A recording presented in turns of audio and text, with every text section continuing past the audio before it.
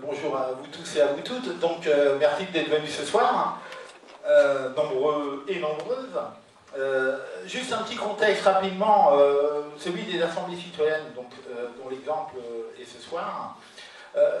Ces assemblées citoyennes sont organisées donc, par le Front de gauche. Je présume que dans la salle, tout le monde doit savoir ce que c'est que le Front de gauche. S'il y en a qui ne le savent pas, ils vont poser la question tout à l'heure.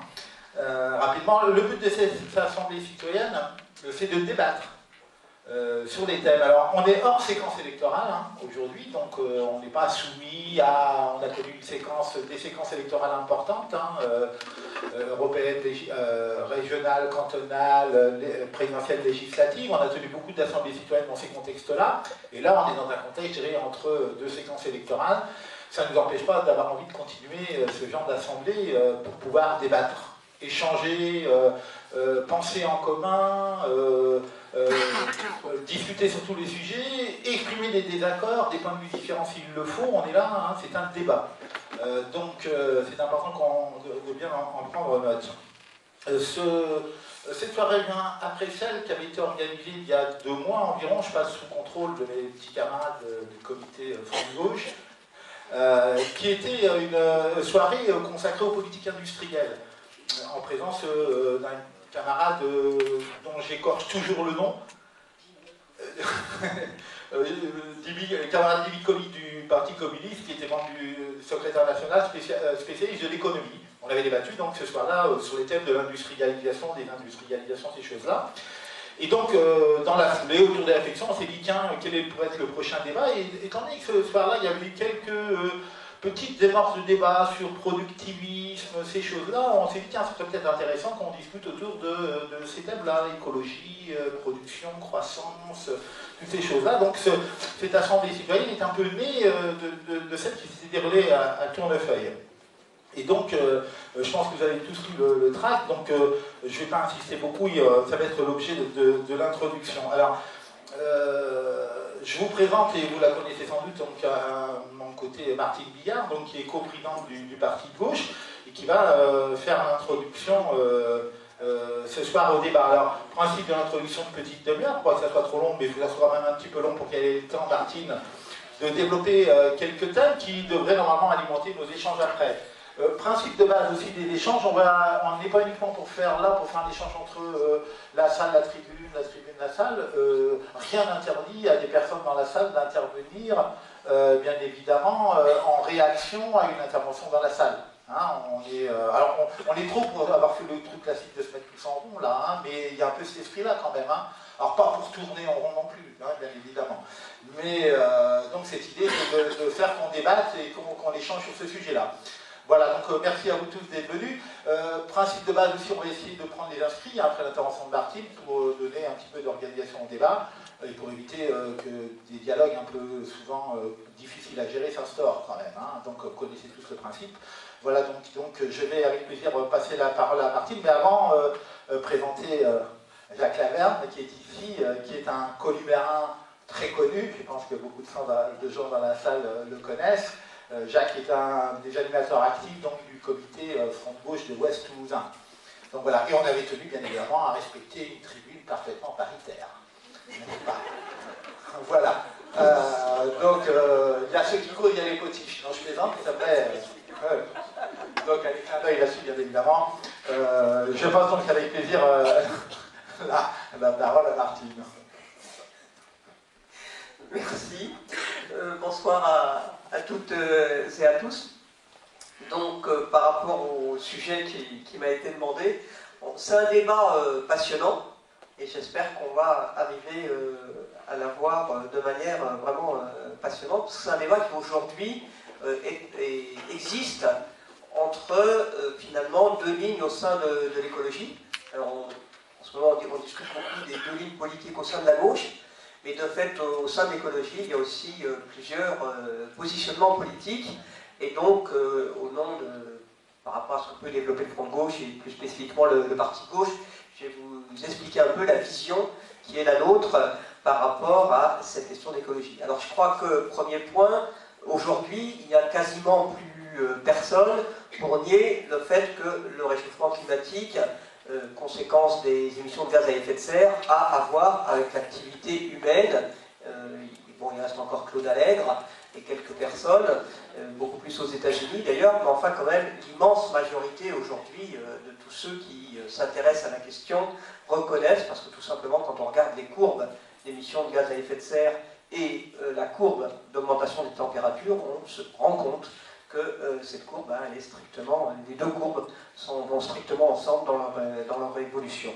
Donc ça c'est le premier constat. Deuxième constat qui est la perte de biodiversité, avec une diminution des populations, que ce soit d'animaux, que ce soit au niveau des plantes, et ainsi de suite. Troisième problème, c'est les problèmes de santé liés aux augmentations de pollution diverses et variées. Donc c'est ces trois points qui montrent aujourd'hui la dégradation de notre écosystème, posent donc la question de comment réagir. Avec un fait, c'est qu'il y a un seul écosystème dans l'univers où il y a une vie humaine. On n'en a toujours pas trouvé d'autres, et donc on a d'autant plus intérêt à sauvegarder cet écosystème unique pour que nos descendants, pendant des siècles, s'ils veulent, puissent continuer à vivre sur cette planète, parce qu'aujourd'hui, c'est un peu l'enjeu. C'est pas le fait que la planète disparaisse, il y a des milliards de planètes, c'est le fait que, pour l'instant, la seule planète connue où il y a des êtres vivants puisse continuer à permettre l'existence de ces êtres vivants, qui ne sont pas que les êtres humains d'ailleurs. Or, nous sommes par ailleurs dans un système qui est le système capitaliste, avec une situation, c'est que l'objectif du capitalisme, c'est toujours de faire les profits les plus importants possibles, le plus rapidement possible. Et ce moteur du capitalisme fait que prime le court terme dans toutes les décisions. Parce qu'évidemment, à partir du moment où le fonctionnement du capitalisme, c'est de faire donc ses profits les plus importants possibles, les plus vite possible, il ne peut pas se projeter dans un long terme qui intègre la question de la sauvegarde de la planète et la sauvegarde de l'écosystème plus globalement. Alors, quand il y a crise du capitalisme, encore qu'on pourrait dire que finalement c'est l'état normal du capitalisme que d'être en crise, et que les périodes de non-crise du capitalisme sont finalement assez réduites quand on regarde. Bon, il y a les fameuses 30 glorieuses, mais à part cette parenthèse, il n'y a pas eu beaucoup d'autres époques où il n'y a pas parlé assez régulièrement de crise du capitalisme. On se rend compte qu'à chaque fois donc, que le capitalisme a ces moments où son taux de profit a baissé et où il cherche donc à trouver des solutions pour rétablir ses profits, ça peut passer par la guerre, on a connu un certain nombre d'épisodes, ça peut passer par la conquête de nouveaux territoires, ou ça peut passer par la marchandisation de nouvelles sphères de la vie qui n'étaient pas marchandisées jusqu'ici. On vit un peu quand même ces dernières décennies avec la volonté de marchandiser de nouvelles sphères qui jusqu'ici relevaient plus de la sphère de la vie sociale, de la vie privée, et moins du secteur marchand. Alors, dans le cadre de la crise écologique, est-ce que le capitalisme vert peut être une réponse à la crise du capitalisme? C'est-à-dire, est-ce que aujourd'hui, le fait que le capitalisme se heurte à une limite qu'il n'avait pas envisagée, qui est les limites de la planète, est-ce qu'il peut rebondir en trouvant cette porte de sortie du capitalisme vert? Ce qu'il faut voir, c'est que quand on regarde sur les longues séries, de fait, il y a plutôt une baisse des gains de productivité et une baisse des taux de croissance. Si on regarde depuis, en fait, la seule période de montée des taux de croissance au niveau mondial et d'amélioration constante de la productivité, bon, ce sont les fameuses 30 glorieuses. Ensuite, ça a déjà commencé à décliner, et maintenant, bon, de fait, quand on prend à l'échelle mondiale, on n'est pas dans des taux de croissance et des gains de productivité énormes. Et pourtant, tous les discours sont toujours sur la relance de la croissance.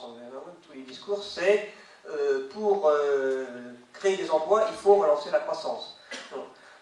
Pour relancer l'économie, il faut relancer la croissance. C'est le discours qu'on entend systématiquement. Or, pour relancer la croissance, ben, il faut soit trouver de nouveaux débouchés, mais pour trouver de nouveaux débouchés, il faut trouver des personnes qui sont disposées à acheter. Pour pouvoir acheter, faut-il encore avoir les moyens d'acheter. Donc le capitalisme ne peut trouver de nouveaux débouchés en termes de produits à vendre de manière plus importante que s'il donne les moyens aux habitants des différents pays d'avoir accès à ces produits. Or, de fait, nous sommes dans une phase du capitalisme où, au contraire, à l'échelle mondiale, il y a plutôt une concurrence qui est créée entre les salariés des différents pays pour faire baisser les revenus de ces salariés. On est dans une concurrence assez aiguë. On voit un exemple très concret, qui est l'exemple de Renault en ce moment, où les travailleurs de Renault Espagne, on leur a dit soit vous acceptez la baisse de vos salaires et l'augmentation du temps de travail, soit sinon ça part en Roumanie. Et une fois qu'ils ont eu accepté, et effectivement du coup le travail est reparti dans les usines Renault en Espagne, aujourd'hui vous avez le même chantage sur les travailleurs de Renault en France, avec Renault disant ou vous acceptez de signer l'accord de compétitivité avec baisse de vos salaires et augmentation du temps de travail, ou sinon on ferme 2 usines en France. Bon. Et quand, si les travailleurs de Renault France acceptent, bon, ensuite ce sera ainsi de suite. Et c'est constamment comme ça. Vous avez même une situation, vous avez donc des délocalisations d'entreprises vers des pays où la main-d'œuvre est moins payée, où elle est plus exploitée, bon. Et notamment par exemple en Chine. Or aujourd'hui, il y a eu des luttes de travailleurs chinois qui ont obtenu des hausses de salaire. Et qu'est-ce qui se passe? Les multinationales aujourd'hui soit délocalisent à l'intérieur de la Chine, où là il y a encore du prolétariat qui vient de la campagne et qui n'est encore pas habitué aux luttes, et qui est moins payé que le prolétariat chinois des zones côtières, soit ils délocalisent au Vietnam, en Malaisie, et ainsi de suite. Donc vous avez aujourd'hui la mondialisation, en fait c'est l'organisation de la concurrence entre travailleurs des différents pays, ou à l'intérieur des pays, entre les zones des différents pays, de manière pour les multinationales à trouver partout les coûts les plus bas pour ce qui est de payer les travailleurs. Et par ailleurs, aussi d'échapper aux normes environnementales dès qu'elles commencent à se mettre en place. En Chine, il y a aussi beaucoup de luttes sur la dégradation de l'environnement et les conséquences en termes sanitaires pour les populations. Donc c'est aussi un des critères qui fait que les multinationales, quand elles se confrontent aux luttes des travailleurs chinois ou des habitants des villes et des villages, bon, ils localisent là où il y a encore moins de luttes. Donc premier problème, vendre plus, ça ne fonctionne plus dans le système actuel, puisque de fait, il y a plutôt appauvrissement. Et quand on regarde l'évolution des inégalités, on se rend compte que si on regarde finement, les inégalités n'ont fait qu'exploser. Si on regarde les moyennes, on se dit, ah ben non, les inégalités ont plutôt baissé. Mais en fait, que ce soit les inégalités entre pays pauvres et pays riches, ou à l'intérieur des pays entre les plus riches de chaque pays et les classes populaires de chaque pays, les inégalités ont au contraire explosé ces dernières décennies. Deuxième possibilité, c'est pour le capitalisme, c'est de trouver des innovations, des nouveaux produits qui permettent de relancer la machine. Alors, il y a eu un peu cette possibilité avec notamment l'automatisation des process de production dans les années 70, l'arrivée de l'informatique, de toutes les nouvelles technologies informatiques qui ont de fait effectivement modifié les conditions de production. Mais pour que ces innovations aient des conséquences globalement pour le capitalisme, il faut qu'elles diffusent dans l'ensemble de la production. Or en fait, là ce qui s'est passé, c'est qu'il y a eu informatisation d'un certain nombre de productions, c'est indéniable, mais ça n'a pas pour autant créé des nouveaux produits qui ont été achetés massivement. Entre l'époque des années 50-60, où vous avez l'apparition de la machine à laver, du frigo, le fait que les familles s'équipent en ameublement et ainsi de suite, donc sont des dépenses lourdes et donc qui permettent aux entreprises de produire et de faire des profits sur cette production. Et à l'heure actuelle, bon, la production d'ordinateurs et téléphones portables, c'est pas du tout à la même hauteur. Et en plus, il y a des gains de productivité dans les branches qui les produisent, mais ça n'a pas provoqué de gains de productivité dans l'ensemble de l'économie. Et donc le capitalisme n'arrive pas aujourd'hui à trouver une issue, une sortie, avec des gains de productivité globaux. Et donc leur solution, c'est l'exploitation, avec en fait finalement une réduction du temps de travail, mais une réduction du temps de travail qui passe par le chômage. C'est-à-dire il y a ceux qui bossent et qui bossent beaucoup, et puis tous les autres qui n'ont pas d'emploi. Alors, par rapport, pourquoi le capitalisme a du mal à trouver de nouveaux produits? Ben, tout simplement parce qu'on arrive aussi à une situation de saturation de la consommation pour ceux qui peuvent consommer. Bon, une fois que vous avez un ordinateur portable, un téléphone portable, bon, vous pouvez équiper chaque enfant d'un téléphone portable, d'un ordinateur portable, mais il arrive un moment où il y a une limite, même pour ceux qui peuvent financièrement se l'offrir. Bon. Et pour que vous trouviez de nouveaux débouchés pour ces produits, ça veut dire qu'il faut qu'il y ait de nouvelles populations qui aient les moyens de les acheter, donc notamment dans les pays plus pauvres. Mais compte tenu de la concurrence et de la mondialisation, de fait, il n'y a pas arrivé sur le marché de la consommation de populations de manière massive qui ont accès à tous ces biens de consommation. Donc il y a une contradiction du capitalisme de ce point de vue. Dernier point, il y a quand même aussi une extension de la sphère de économique des services. Or, les gains de productivité dans les services sont quand même beaucoup plus réduits que ce qui est possible dans l'industrie. Dernier point au niveau des gains de productivité, c'est que ces gains de productivité ont aussi été très liés à l'abondance de l'énergie à bas coût. À partir du moment où l'énergie, c'est-à-dire pétrole, gaz, principalement charbon dans certains pays, où le prix de l'énergie augmente, évidemment, ça augmente les coûts de production et ça limite du coup les gains de productivité. Alors, c'est vrai qu'avec le boom, si on peut dire, de l'extraction des huiles et gaz de schiste, notamment aux États-Unis, au Canada, et puis les chantiers qui sont ouverts dans ce nombre de pays, en tous les cas pour les États-Unis, ça leur donne à l'heure actuelle un peu un espace, un rebond, mais qui va durer 20 ans. Vous allez me dire 20 ans c'est beaucoup, mais si ça dure 20 ans c'est à peu près tout, mais ensuite, de toute façon, il y aura épuisement de ces réserves. Et on est dans un schéma qui est d'exploiter jusqu'à la dernière goutte les ressources disponibles. Or, le problème, c'est que le pétrole, le gaz et le charbon, alors le charbon, il y en a pour un peu plus longtemps, on calcule qu'il y en a à peu près pour 150 ans du charbon sur la planète, le pétrole et le gaz, c'est beaucoup plus court. Et c'est des millions d'années pour le recréer. Donc, on n'est pas à l'heure actuelle dans une situation où ces ressources sont renouvelables. Ce n'est pas vrai, elles sont renouvelables à l'échelle de la planète, mais pas en tous les cas à une échelle humaine. Donc, ce qui veut dire que cette politique absurde qui est de courir derrière toutes les gouttes disponibles de pétrole et de gaz, parce qu'effectivement, plus la ressource se réduit en quantité exploitable, plus les prix montent, donc les entreprises comme Total par exemple, plus les prix montent, donc plus elles font des bénéfices, donc plus elles vont essayer de trouver des nouvelles ressources à exploiter. Mais tout ça, ça a des limites parce que les ressources sont de plus en plus difficiles, donc ça coûte de plus en plus cher, et même s'ils les vendent de plus en plus cher, il arrive un moment où le prix est tel que de fait il y a diminution de la consommation sur l'ensemble de ces produits. Et c'est une vision à court terme. Parce que c'est vrai que nous sommes dans une économie qui est une économie du carbone, pétrole, parce que le pétrole c'est pas que les carburants, c'est toute la chimie, c'est tout le plastique, c'est vraiment le cœur à l'heure actuelle de notre système industriel, c'est le pétrole. Bon. Donc à partir du moment où on va vers une situation où on va vers l'épuisement des ressources, on met en danger tout simplement aujourd'hui le fonctionnement de notre société, sans se projeter dans le futur sur comment faire pour aujourd'hui inventer une autre société qui ne soit pas une société qui dépende totalement du pétrole principalement et du gaz aussi. Ce qui fait qu'aujourd'hui, le capitalisme est en fait c'est la première fois où il se trouve confronté à une limite qui ne s'est pas dépassée. C'est-à-dire c'est pas la guerre qui va passer par la guerre qui va régler le problème, il ne peut pas trouver de nouveaux débouchés à la hauteur de sa recherche de profit, et à l'heure actuelle il est surtout dans une phase de régression qui me fait beaucoup repenser à ce qu'on a pu lire dans Marx, sur l'extraction de la plus-value massive en baissant les salaires, en augmentant le temps de travail et ainsi de suite.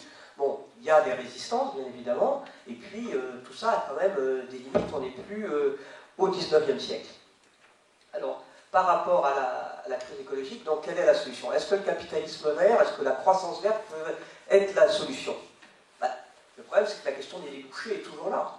C'est-à-dire que vous pouvez remplacer les produits verts. Je suppose qu'il y a peut-être d'autres gens dans la salle qui font partie de ces gens qui essayent d'acheter des produits écologiquement supportables de manière à être responsable. Mais d'abord, souvent ils sont plus chers, donc tout le monde ne peut pas se le permettre quand vous êtes dans la survie au quotidien. Et deux, c'est un remplacement de produits. Ce n'est pas des produits en plus. Donc ça ne fait que déplacer à l'intérieur du système capitaliste des entreprises qui vont faire les profits. Mais ça ne crée pas une augmentation massive pour tout le système de profit accessible. Deuxièmement, sur les autres possibilités, qui sont par exemple les possibilités qui sont nécessaires, l'isolation des bâtiments. Oui, il faut, dans le cadre de la transition énergétique, il faut avoir une politique de sobriété énergétique, parce que la plus grande source d'énergie, c'est celle qu'on ne consomme pas. Hein, et on peut aujourd'hui réduire drastiquement, sans se violer, on peut réduire drastiquement la consommation énergétique, parce que nos bâtiments sont mal isolés, parce que les modes de chauffage sont souvent des modes de chauffage qui sont des modes de chauffage gaspilleurs, et ainsi de suite. Mais ça, pour le faire, il faut qu'il y ait des aides publiques. Sinon, aucune entreprise va se lancer dans ce type de travail sans aide publique. Et sur l'isolation, par exemple, sur le fait, rien que pour les habitants, sur le fait de changer les fenêtres, tout le monde n'a pas les moyens de changer les fenêtres. Parce que ça coûte cher. Bon. Donc, s'il n'y a pas de subvention, s'il n'y a pas les mécanismes d'aide, de fait, toute cette politique d'isolation des bâtiments, d'amélioration des chauffages, elle ne va pas se mettre en place. Donc, c'est des politiques qu'il faut mener, mais ce qu'il faut bien avoir conscience, c'est que ce n'est pas des politiques qui sont des politiques qui permettent au capitalisme de rebondir. Ce sont des politiques écologiques qu'il faut avoir, ce qui est différent. Autre solution proposée, c'est donc le fait de mettre en place de la fiscalité écologique en pensant que tout ce qui est fiscalité, taxation, va permettre de changer les comportements. Alors, faut-il changer les comportements? Bon. Dire le fait d'éteindre la lumière en sortant, de toute façon, beaucoup de gens le font parce que ça diminue la facture à la fin du mois quand même. Hein. Bon. Tout simplement, bon, éteindre l'eau, fermer le robinet, pareil. Bon. Bien sûr qu'il faut avoir des comportements plus responsables. Ceci étant, la somme des modifications de comportement ne sera jamais à la hauteur du défi écologique auquel nous sommes confrontés, compte tenu du retard pris et de l'urgence, puisque les objectifs donnés étaient de ne pas dépasser 2 degrés d'augmentation de température et que nous sommes à l'heure actuelle partis sur au minimum plus 4 degrés.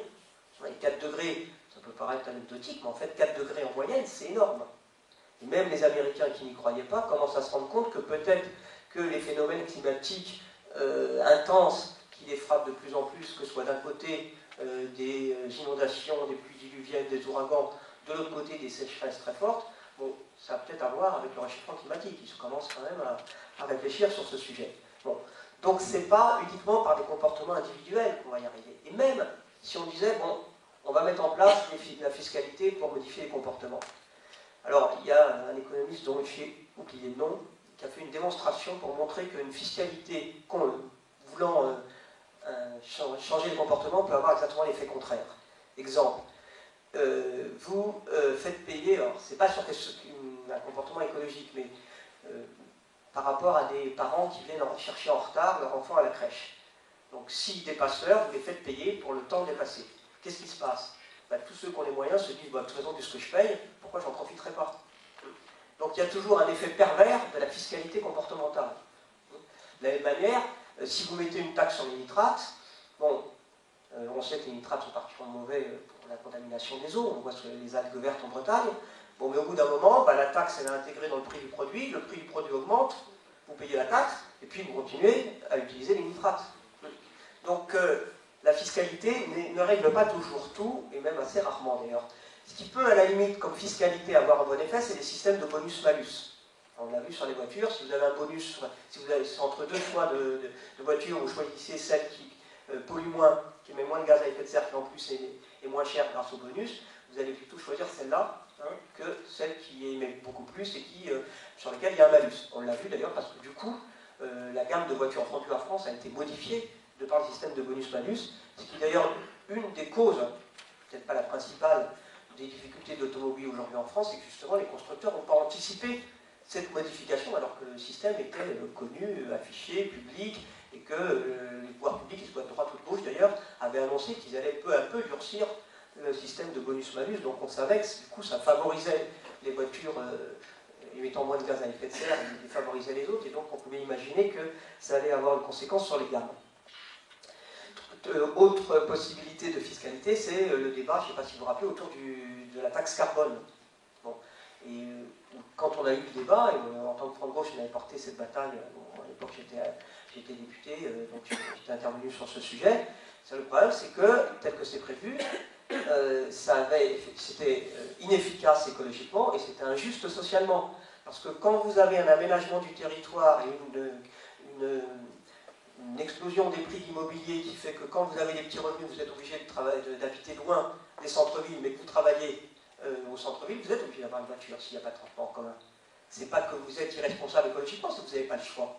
Bon. Donc si on vous taxe sur le fait d'utiliser la voiture pour aller travailler alors que vous n'avez pas le choix, c'est quand même particulièrement injuste socialement, puisque de fait, en centre-ville, c'est justement ceux qui ont les plus hauts revenus qui peuvent y rester, et donc qui vont moins pas être obligés d'avoir une voiture. Autre type de fiscalité, plus globale, ce sont les fameux marchés carbone. Donc on allait allouer des quotas d'émissions de gaz à effet de serre aux entreprises, et comme ça inciterait les entreprises à diminuer leurs émissions de gaz à effet de serre ou à compenser ailleurs leurs émissions de gaz à effet de serre. Le problème, c'est que, je ne sais pas si vous avez vu ces derniers jours, le prix de la tonne carbone est tombé en dessous de 5 euros. Il y a eu trop de quotas alloués aux entreprises, ce qui fait que ça n'a aucune conséquence et toutes les entreprises s'en moquent parce qu'elles en ont en stock, hein, et y compris, par exemple, une des façons d'ArcelorMittal de faire de l'argent, c'est qu'il a beaucoup de quotas carbone en réserve, il revendait, parce que là maintenant, en ce moment, c'est tellement bas que ça ne rapporte plus rien, mais il a revendu massivement ses quotas carbone, et comme ça, il s'est fait de la trésorerie. Donc ça a aussi des effets pervers, il y a une bulle de spéculation sur le marché carbone, qui devait donc être normalement étendu au-delà de l'Europe, hein, parce qu'il n'existe qu'en Europe, qui pour l'instant plus personne n'en parle, parce qu'ils ne savent rien encore. Dernier aspect de ce capitalisme vert, c'est donner une valeur à la nature. Ça, c'est un débat de ces dernières années, en expliquant que si on donne une valeur à tout ce qui existe, hein, donc, de fait, on pourra faire un choix économique raisonné sur qu'est-ce qu'on protège, qu'est-ce qu'on ne protège pas. Donc, par exemple, si je prends... non, j'allais prendre un exemple, mais bon, je vais en prendre un autre pour éviter. Si, je ne sais pas, vous avez un exemple entre une zone humide et vous voulez construire, je sais pas, une autoroute, bon, et l'autoroute, donc vous donnez une valeur à la zone humide, et puis une valeur à l'autoroute. L'autoroute, donc, ça va permettre, parce que les statistiques le démontrent, que quand il y a une autoroute, il y a moins de morts sur une autoroute que sur les petites routes. Donc, vous donnez une valeur au fait qu'il y ait moins de morts sur l'autoroute que sur les petites routes. Et puis, vous donnez une valeur à la zone humide. Et vous regardez, si le fait qu'il y ait moins de morts sur l'autoroute, que ça donne plus de valeur que la zone humide, et vous faites l'autoroute. Hein. Vous voyez, c'est pas moi qui ai inventé l'exemple, hein, c'est un économiste, qui justement défendait le fait de donner une valeur à la nature, hein, en expliquant que comme ça permettait de faire le bon choix, et donc dans certains cas de construire les autoroutes. Bon. Donc, vous voyez que ce système de tout marchandiser, finalement, aboutit à des incohérences. Alors, donc, par rapport à ça, on peut dire que la solution, ce n'est pas le capitalisme vert. Et puis, pour faire un peu une boutade, si vous voulez, McDo, qui construit son restaurant en bâtiment HQE, qui trie ses déchets et qui vous met une feuille de salade bio, ça ne change rien, c'est quand même de la malbouffe en général. Hein. Bon, et puis les travailleurs de McDo sont toujours aussi surexploités. Donc, je crois qu'il faut bien démontrer que le capitalisme vert, d'abord, n'a pas d'avenir, parce que c'est contraire avec le capitalisme. Le capitalisme, ce que je disais dès le départ, c'est faire de l'argent le plus vite possible, mais la plus importante possible, et qu'il n'y a pas d'avenir dans le capitalisme vert, sauf à être subventionné de manière très importante par les pouvoirs publics. Bon, et puis, même sur le fait de répondre à la hauteur des enjeux, ça n'y répond pas. Par rapport à ça, donc, quelle est la solution? C'est donc par rapport à ça ce que nous on propose en tant qu'écosocialisme. C'est-à-dire, première chose, il faut absolument faire reculer le marché. C'est la seule solution. Donc, ça veut dire que chaque fois que c'est possible, il faut privilégier la gratuité, hein, notamment des biens qui sont des biens indispensables à la vie, par exemple l'eau. En même temps, en ayant en tête qu'il ne faut pas, disons, encourager le mésusage, hein, des biens indispensables. Donc ça veut dire, c'est ce qu'on porte au niveau du parti de gauche, c'est la gratuité des premières tranches, celles qui sont indispensables à la vie quotidienne, et ensuite, par contre, un prix qui est un prix croissant, de manière à décourager le gaspillage de l'eau. Bon, la même chose sur l'énergie, et la même chose, bon, de la même manière, c'est vrai que là où les transports en commun ont été rendus gratuits, bon, il y a l'exemple d'Aubagne, ou à Aubagne, donc, qui est une mairie au front de gauche, où donc a été mis en place la gratuité des transports en commun. Bon, voilà, le bilan qui est fait, donc il y a un bilan très positif, c'est-à-dire que ça a assez peu grévé les finances publiques. Par contre, il y a une augmentation très très importante de la fréquentation des transports en commun publics, hein, et y compris un désenclavement des zones qui étaient des zones d'habitat très populaires, qui aujourd'hui, il y a une circulation bien plus importante des habitants de ces zones, et puis y compris un meilleur accès à la possibilité de soins, hein, qui n'était pas justement dans ces zones d'habitat populaire, mais qui étaient plutôt ailleurs. Donc avec les transports en commun, ça permet de se déplacer plus facilement, donc d'aller dans les services publics, d'aller se soigner, et ainsi de suite. Donc une amélioration globale de l'atmosphère dans la ville. Hein, il y a un bouquin très intéressant qui a été sorti sur l'expérience des transports gratuits à Aubagne, qui est vraiment intéressant. Donc faire reculer le marché. Deuxièmement, réglementer. Oui, bon, vous savez, au front de gauche, on ose nous proposer des réglementations, y compris des nationalisations quand c'est nécessaire. Réglementer, c'est-à-dire par exemple les pesticides, le problème c'est pas d'y mettre un coup, c'est de les interdire. Hein, bon, ce qu'il faut savoir, par exemple, sur le Roundup, c'est l'astuce pour Monsanto pour arriver à vendre son Roundup, qui est connu comme étant néfaste, c'est qu'ils ont demandé une autorisation de mise sur le marché, pas sur le Roundup, mais sur la molécule de base, qui elle, effectivement, si vous mettez la molécule de base, qui est du glyphosate, si vous mettez sur une plante, il ne se passe rien. Parce que pour que le glyphosate attaque la plante, il faut d'abord ajouter quelque chose correspondant à du savon pour attaquer la plante, et à ce moment-là, le glyphosate fait l'effet. Donc, ils se sont bien gardés de demander la mise d'autorisation sur le marché sur le glyphosate, parce qu'ils savaient que dans ce cas-là, ils étaient obligés d'utiliser le glyphosate en tant que tel, et que ça ne faisait rien. Donc ils ont demandé, sur le Roundup, excusez-moi. Ils ont demandé sur le glyphosate, parce que comme ça tout le monde a fait des tests, mais oui, le glyphosate c'est pas nocif. Oui, le glyphosate n'est pas nocif, le Roundup l'est. Hein, bon, et donc c'est pour ça qu'il faut effectivement être dans la réglementation. De la même manière, par exemple, il y a eu des manifestations ces derniers jours de la FNSEA contre la directive nitrate. C'est vrai qu'il y a des directives européennes contre lesquelles il faut se battre. Il y a le 4e paquet ferroviaire qui vient, il faut se battre contre, hein, qui est pour la privatisation du transport de voyageurs. Par contre, sur la question environnement, en général, les directives sont plutôt pas mauvaises. Et la directive nitrate, bah oui, la France est constamment condamnée parce que notre pays, qui quand même normalement est un pays qui n'a aucun problème d'eau, on ne devrait pas avoir de problème d'approvisionnement en eau, tellement il y en a. Les eaux sont tellement contaminées qu'aujourd'hui il y a des problèmes d'approvisionnement en eau dans certaines zones de notre territoire. Bon, à cause du type d'agriculture, qui est de l'agriculture industrielle, qui est mauvaise pour les terres, mauvaise pour les produits et mauvaise pour les paysans aussi. Parce que les paysans, ils ne sont plus paysans maintenant, ils sont ouvriers agricoles de l'agroalimentaire, hein, parce qu'en fait c'est ça, quoi. Bon, et ils en meurent d'ailleurs, parce qu'ils en meurent au niveau de la santé, ce sont ceux qui sont le plus atteints de cancer, hein, on oublie ça, mais les agriculteurs, ce sont ceux qui ont le premier taux de cancer, justement à cause de tous les produits utilisés. Et puis ils en meurent, y compris jusqu'à se suicider, parce qu'ils sont étranglés par les entreprises donneuses d'ordre, parce qu'en fait, en réalité, c'est ça.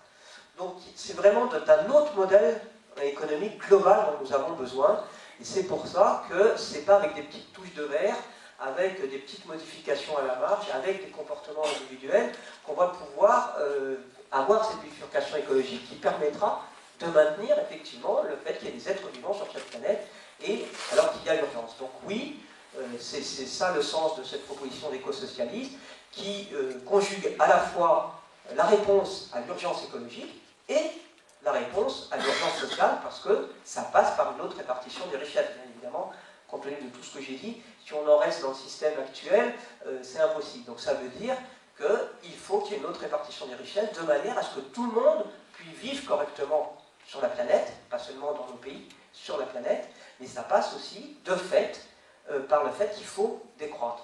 Alors, je fais la conclusion là-dessus, je sais que ça fait toujours très peur. Mais vous savez, c'est facile. Parce que quand vous regardez tout le gaspillage énergétique, eh ben, si on a des bâtiments mieux isolés, si on a des meilleures méthodes de chauffage, déjà on fait chuter la consommation d'énergie. Si on arrête d'avoir les publicités déroulantes et ainsi de suite, si on arrête d'éclairer la nuit des commerces et des rues passé minuit, souvent qui ne servent à rien, et ainsi de suite. On peut faire chuter, mais vraiment de manière massive, la consommation électrique sans porter plus mal. De la même manière, il y a des modifications de process de production qui peuvent permettre de faire chuter la consommation d'énergie et les émissions de CO2 sans que ça ait des conséquences sur la production. C'est ce qu'a proposé la CGT de Gandrange, qui a fait tout un plan très intéressant. C'est ce qu'avait fait la CGT de Petroplus. C'est aussi le terme de proposition des camarades de Fralib. Donc à partir justement de la connaissance des collectifs de travail, ouvriers, techniciens, ingénieurs, de leur maîtrise de la manière de produire ce qu'ils font, on a la possibilité d'aller vers une industrie qui est une industrie moins polluante et moins consommatrice d'énergie et moins émettrice de gaz à effet de serre, parce que, contrairement à ce que certains pensent, on ne peut pas se passer d'industrie. Si on se passe d'industrie, c'est parce qu'en fait elle est délocalisée ailleurs, là où l'industrie peut polluer. Or nous disons qu'il faut relocaliser pour diminuer les transports, justement, qui polluent, hein, et aussi parce que l'obligation d'avoir toutes les industries dans tous les pays, l'idée c'est pas de relocaliser en France pour inonder le reste du monde de nos pays, hein, c'est qu'il faut que chaque pays, bon, en fonction de sa taille, ou chaque zone de pays, puisse avoir la production de ce qui est consommé dans la zone, quoi. Bon. Ben dans ce cas-là, les pays riches qui aujourd'hui envoient tous leurs déchets, toute leur production polluante au sud, si elles sont réintroduites dans tous les pays, seront obligés de réfléchir et de trouver les façons de produire qui soient moins polluantes, et donc ça servira à tout le monde. Hein. Donc c'est pour ça que l'écologie c'est une conception globale. On ne peut pas, par rapport à un problème à un moment donné, essayer de trouver une solution sans penser dans le temps. Et, un exemple, vous pouvez, on dit qu'il faut sortir des énergies carbonées, bon, et donc on nous dit, ah ben, on va faire des éoliennes et du photovoltaïque. Sauf que le photovoltaïque, ça suppose d'autres matériaux, les éoliennes aussi, donc il faut penser quelles sont les réserves des divers matériaux sur la planète quand on pense les solutions alternatives à la situation actuelle. Et c'est pour ça que je dis que ça passe aussi par une décroissance, mais la décroissance, c'est la décroissance des produits inutiles, c'est la décroissance des consommations qu'on peut réduire sans pourtant vivre mal, et puis c'est la remise en cause quand même aussi d'un modèle d'hyperconsommation de produits qui des fois ne servent strictement à rien, parce que avoir 10 sortes de yaourts, c'est pas d'une utilité fantastique, ils se ressemblent tous en général, on pourrait réduire le nombre, et ainsi de suite. Donc il y a la possibilité d'aller vers un système qui ponctionne beaucoup moins les ressources de la planète, parce qu'à l'heure actuelle, notre problème, c'est que nous ponctionnons plus que ce que la planète peut renouveler. Et si nous continuons sur cette voie, ça veut dire que tout simplement, à un moment donné, ça va devenir, entre le réchauffement climatique et le fait qu'on ponctionne plus que les réserves existantes de la planète, et de sa capacité à les régénérer pour certaines, ça veut dire que la vie sur Terre, elle se réduit à 200 ans ou maximum, quoi, si on continue comme ça. Donc c'est possible de faire autrement, simplement il faut le faire vite, et il faut avoir donc cette pensée globale qu'est l'éco-socialiste qui articule à la fois question sociale, question de justice sociale, de répartition des richesses et intégration de la nécessité de prendre en compte ce que peut supporter la planète.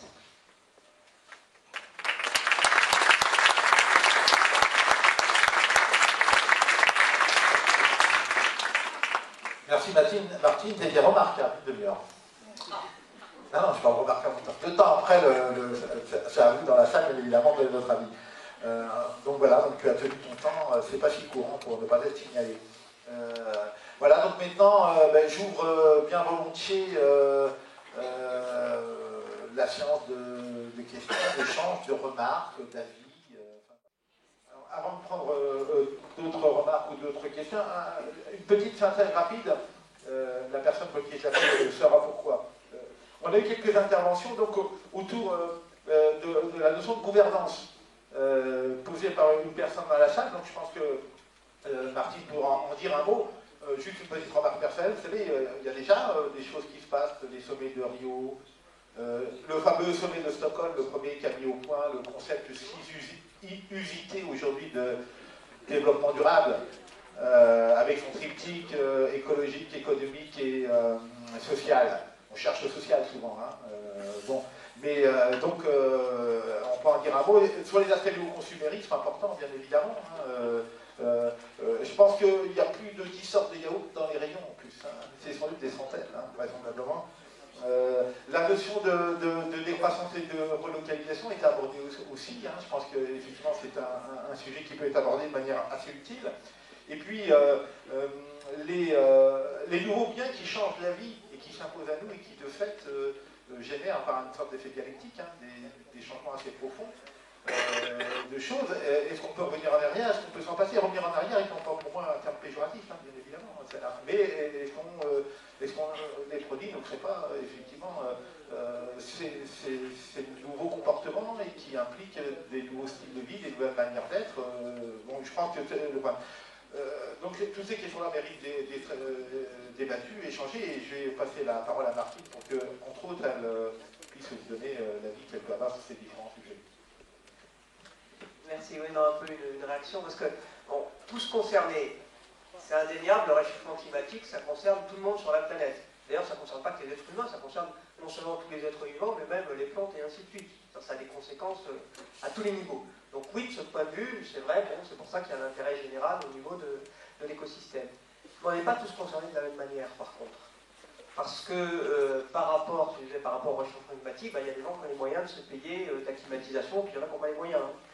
Par rapport au phénomène climatique, il y en a qui sont dans des maisons solides et tout, qui ne vont pas risquer dans des endroits bien placés, qui ne seront pas touchés par l'inondation, pendant que le pauvre du bidonville, lui, il risque sa vie. Donc, il faut bien voir que tous concernés, oui, mais pas de la même manière. Donc, c'est bien pour ça qu'on ne peut pas répondre que du point de vue environnemental. Et qu'on est bien obligé de répondre d'un point de vue à la fois sur l'environnement et au niveau social. Enfin, c'est ça qui fait la spécificité. Et ceux qui ne veulent répondre qu'en termes environnementaux, ils ne comprennent pas, de fait, cette globalité, finalement, du système. C'est pour ça que je réinsiste là-dessus. Et du coup, les réponses, c'est pour ça que c'est un peu ma marotte, hein, mais que les réponses doivent toujours être globales. Exemple, alors, sur la moyenne, sur l'alimentation, attention, sur la part de l'alimentation dans les dépenses, attention, c'est une moyenne. Et cette moyenne est beaucoup moins vraie quand vous êtes avec des tout petits revenus. Hein, parce que là, dans ce cas-là, ça grimpe beaucoup. Mais c'est vrai, ceci étant, qu'il y a un recul dans les dépenses de la part alimentation et de la part du textile aussi. Hein, bon. Mais ce qui a beaucoup augmenté, ce qu'on appelle les dépenses contraintes, que sont le loyer, hein, ou le loyer, le transport, l'énergie et la santé. Et ça a en plus beaucoup augmenté ces dernières décennies. Ce qui veut dire d'ailleurs que du coup, la réponse ne peut pas être seulement en termes d'augmentation des salaires, et ça doit être en termes de baisse de ces coûts. C'est-à-dire baisse des dépenses de logement, baisse des dépenses de transport, c'est pour ça le débat autour de la gratuité des transports, ou de la possibilité d'avoir plus de transports publics dans les zones où c'est faisable. On ne peut pas en mettre partout non plus, hein, ça c'est un vrai problème, compte tenu de l'étalement de l'implantation de l'habitat. Bon, baisse des dépenses de santé et au lieu de l'augmentation constante qu'on est en train de vivre depuis maintenant les 2 dernières décennies, ainsi de suite. Donc ça, c'est pour ça qu'il faut avoir toujours cette pensée globale. De la même manière, c'est quelque chose que je n'ai pas développé dans mon introduction, par rapport à la réduction de la consommation des ressources de la planète, bon, comment fonctionne le capitalisme? Il faut toujours qu'il vende, qu'il vende, qu'il vende, qu'il vende. Donc qu'est-ce qu'il fait? Bon, c'est ce qu'on appelle l'obsolescence programmée. Tiens, moi je donne toujours l'exemple, avant les machines à laver, vous arriviez à la garder 30 ans à la réparer. Bon, aujourd'hui, une machine à laver au bout de 7 ans, hein, bon. Et en plus, elles ne sont plus réparables. En tous les cas, beaucoup moins facilement par tout à chacun, quoi. Donc c'est vrai que c'est une bataille à mener qui est possible, et là qui passe par la réglementation. C'est-à-dire d'obliger, quand vous allez acheter une machine à laver aujourd'hui, je ne sais plus combien de temps, c'est 3 ans, je crois, la garantie, et on vous propose une extension de garantie. Alors ça dépend, 3-5 ans si vous payez. Et si ça peut être garanti 5 ans de plus, ben, il n'y a qu'à imposer dans la loi que c'est garanti dès le départ 8 ans. Non. Et si la loi impose une durée de garantie plus longue, ben, ils vont augmenter la durée de vie des produits. Hein, donc ça c'est une bataille. Hein. Mais bon, sur le textile, on ne peut pas mettre de durée de garantie, mais c'est vrai que le textile c'est dramatique. Quoi. Je veux dire, ça perd. Enfin, maintenant, Bon, j'allais dire mesdames, parce qu'en général, c'est quand même nous qui recousons les boutons. Hein, il y a peut-être des hommes maintenant qui le font. Bon, mais c'est vrai qu'on passe notre temps à ça, quoi. Bon, et ainsi de suite. Donc il y a une vraie bataille à mener sur la qualité des produits, hein, qui fait que si on a des produits de meilleure qualité qui durent plus longtemps, ben, de fait, on ponctionne moins les ressources de la planète. C'est pour ça que je dis aussi que nous sommes tous concernés, pas de la même manière, et que les gestes individuels ne suffisent pas. Parce qu'au niveau de dégradation où on est arrivé, au niveau de mise en danger de notre écosystème, les gestes individuels, bon, ça retarde un tout petit peu, mais malheureusement, hein, on n'en est plus là, quoi. Enfin, il faut les faire, hein, mais il faut arrêter de se laisser culpabiliser sur le thème si la planète va mal, c'est parce que vous n'avez pas éteint l'électricité en sortant de la pièce, quoi. Parce que le problème, c'est que c'est un système global qui se moque de ce qui va se passer demain, quoi. Hein, donc ça, sur le diesel. On connaît les dangers du diesel depuis longtemps. Bon, pour avoir été chez les Verts avant d'être parti de gauche et avoir été élu conseiller de Paris pour les Verts à l'époque, on se battait à l'époque, au début des années 90, contre le diesel et sur les dangers des particules fines. Bon. Et à l'époque, on nous traitait d'écolo-catastrophistes, quoi. Bon. Donc en fait, le problème du diesel, il est connu, mais comme le problème de l'essence, parce que le problème de l'essence, c'est cancérigène. Bon. Donc, c'est vrai qu'il y a tous ces produits, ils ne sont pas anodins pour la santé. C'est-à-dire que quand ils sont en petite quantité, c'est pas dramatique. Quand ils sont en énorme quantité, bah, ça devient dramatique. Et c'est pour ça qu'il faut faire attention à ne pas proposer des solutions par rapport à une situation existante. Exemple, on dit bah, les camions, il y en a trop, on va les mettre sur les trains. Il faut d'abord commencer par réduire le nombre de camions. Parce qu'il n'y a pas besoin d'avoir autant de circulation de marchandises. Si on relocalise et qu'on favorise les circuits courts, on a moins de camions. Et donc ce qui reste, on peut éventuellement les mettre sur les trains dans un certain nombre de cas. Mais en tous les cas, il faut arrêter avec cette circulation infernale de marchandises. Bon, je sais pas, vous vous rappelez l'exemple du Chine qui faisait je ne sais pas combien de milliers de kilomètres sur la planète entre le début de la production et la fin de la production de jeans. On pourrait prendre des tas d'exemples d'autres produits pareils. Et de la même manière, c'est bien gentil de manger des produits bio, mais si c'est pour les importer du bout de la planète, c'est inutile. Hein, bon. Dernier point sur les outils, et par rapport donc à la question que vous posiez sur la gouvernance. Non, il n'y a pas de gouvernance mondiale. Il y a des conférences mondiales assez régulières, dont il sort de moins en moins de choses d'ailleurs. Hein. Bon, la première, c'était la conférence de Kyoto, qui avait fixé là par contre des niveaux d'émissions de gaz à effet de serre à ne pas dépasser. Bon, ils sont dépassés. Et les conférences suivantes n'ont pas été capables de redonner des objectifs précis à remplir, parce que il y a deux problèmes. C'est que, les pays du Sud, aujourd'hui on nous dit la Chine est le pays le plus émetteur de gaz à effet de serre. En quantité, c'est vrai. Si vous le rapportez au nombre d'habitants, c'est faux. Si vous le rapportez sur la durée, c'est faux. Parce que nos pays industriels, ils émettent depuis très longtemps des gaz à effet de serre. Hein, donc si on prend sur la durée où par rapport au nombre d'habitants, non, c'est pas vrai que la Chine est le pays le plus émetteur. C'est les États-Unis. Bon. Ou même en termes de par habitant, c'est d'ailleurs plutôt les pays producteurs de pétrole comme les pays du Golfe. Hein. Bon. Donc le problème, c'est que ces pays-là, qui sont des pays qui ont démarré leur industrialisation beaucoup plus tard, disent « Ah oui, mais attendez, pourquoi c'est nous qui devons faire des efforts en termes de réduction alors qu'on a tout ce retard à rattraper ?» Donc il y a une bataille à chaque fois dans ces conférences entre les anciens les pays industrialisés depuis longtemps qui, eux, maintenant veulent bien essayer de réduire un peu, encore qu'ils ne respectent pas ce qu'ils avaient signé à Kyoto, hein, en moyenne.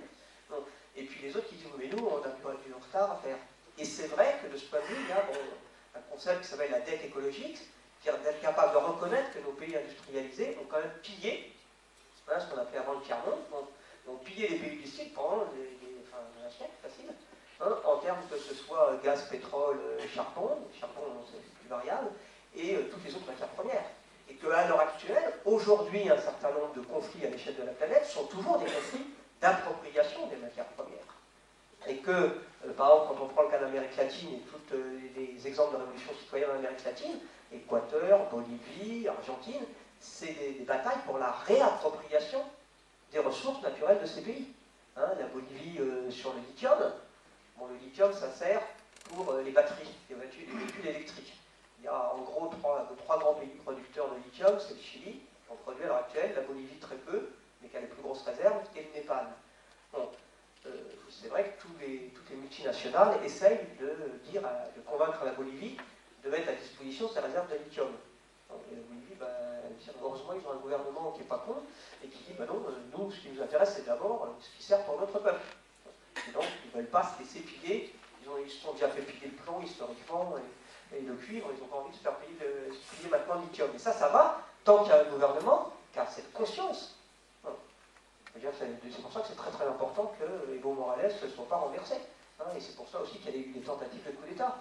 De la même manière en Équateur, de la même manière en Argentine, et ainsi de suite. Donc tous ces pays, en Amérique latine, étaient très présents les batailles sur la réappropriation des ressources des différents pays. Mais c'est est-ce que le conservatisme n'est pas la solution finalement? Est-ce que le conservatisme n'est pas la solution? Interdire par exemple l'importation de véhicules, un certain quota de véhicules étrangers. Non mais le problème c'est pas de savoir s'ils sont étrangers ou pas. D'abord on ne peut pas, si vous voulez, si tous les pays du monde se mettent à avoir autant de véhicules par habitant que les pays riches, alors là, on ne tient pas le siècle. Bon. Donc ça c'est un premier problème. Donc il faut avoir une autre conception d'aménagement de l'espace. Donc ça veut dire réduire les déplacements. Ce qui ne veut pas dire qu'on ne bouge plus, mais ce qui veut dire par exemple donc, réduire les déplacements de marchandises inutiles en relocalisant la production de marchandises près des lieux de consommation. On appelle les circuits courts, parce que du coup vous réduisez énormément. Donc, ça veut dire effectivement réfléchir à des transports collectifs publics, qui soient des transports non polluants et qui permettent d'éviter la multiplication de l'utilisation d'automobiles individuelles parce que vous n'avez pas le choix. Bon, c'est toute une conception. Donc c'est nous, avec le concept qu'on a proposé, qui est la planification écologique, en sachant qu'il y a eu une tradition historique en France de commissariat au plan.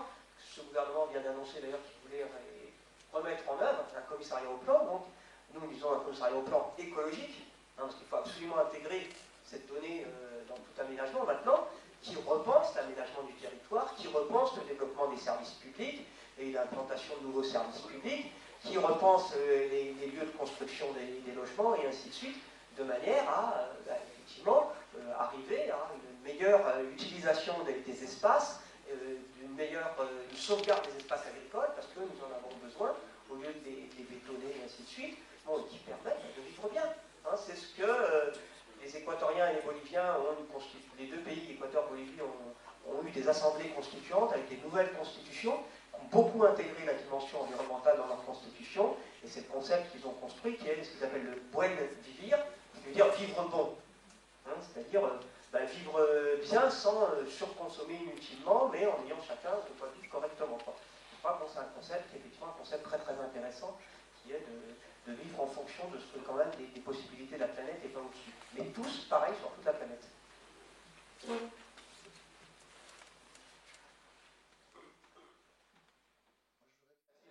Je te passe la conclusion là. Oui, sur quelques points. Sur la réduction du temps de travail, oui, c'est une question de choix politique à un moment sur la répartition des richesses. C'est la question de réduction du temps de travail. Donc, il y a, compte tenu des gains de productivité, il y a la possibilité, bien évidemment, de réduire le temps de travail. Simplement, le capitaliste préfère réduire le nombre de salariés au travail. C'est une réduction du temps de travail. Simplement, c'est une réduction par l'armée de chômeurs.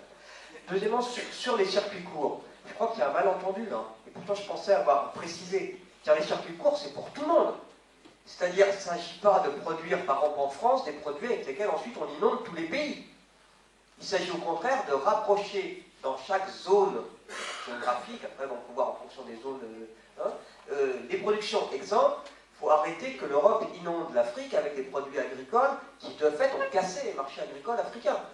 C'est ça les circuits courts. C'est valable pour toute la planète, c'est pas une question d'égoïsme national. C'est exactement l'inverse. Il faut partir des possibilités de chaque pays ou de chaque zone pour que ces pays ou ces zones, ça dépend de la taille des pays, vous n'avez pas la même capacité de production dans un pays qui a la taille des États-Unis que dans un pays qui a, je sais pas, la taille de Costa Rica. Enfin bon, voilà. Donc non, mais il cherche un petit pays.